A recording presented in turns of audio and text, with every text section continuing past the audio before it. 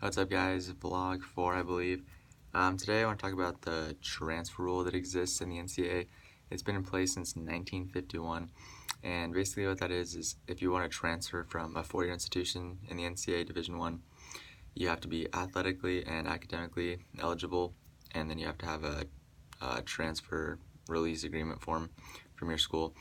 And if you don't have that, then the NCAA can grant you an immediate transfer release so that you can compete immediately for the other school, but you have to meet a specific set of circumstances, which I'm sure they have to determine.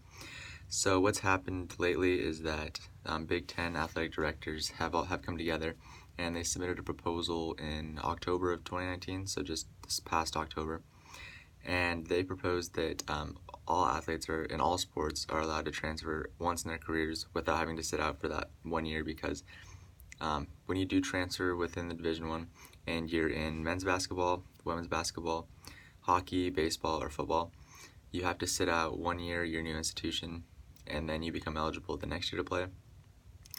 And as far as who that is affecting the most, first off, it's the minority athletes, because in men's basketball, women's basketball, and football, more than 55% of the athletes are minorities.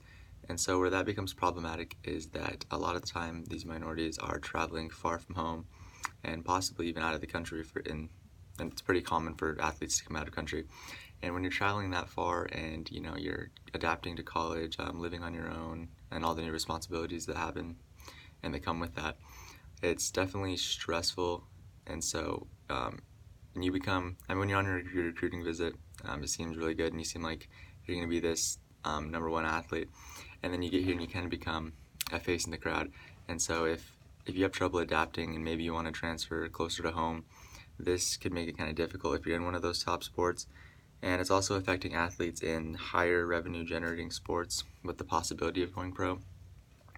And where this is problematic is that obviously if you're at a top tier Division One football or basketball program and there's a lot of other good athletes in front of you, if you want to transfer out to a different school that could allow you more playing time, and obviously more playing time, you're going to be able to showcase your talents to the NBA, to NBA scouts.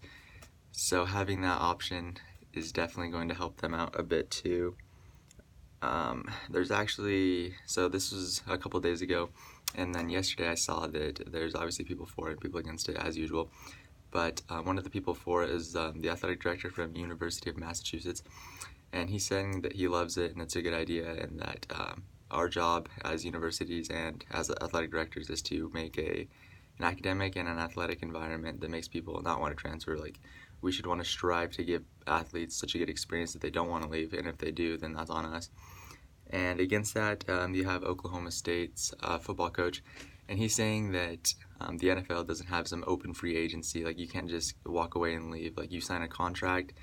These players sign 4-year contracts when they get there, and then you honor those contracts, because if not, then you're going to have these top tier programs in the nation that are tampering with athletes' contracts and stealing talent that other programs are developing. But it seems kind of like a cool deal, and like maybe as far as how I feel about it, I think it would be a good thing, because aside from men's basketball, women's basketball, hockey, baseball, and football, all other sports can transfer without any problem.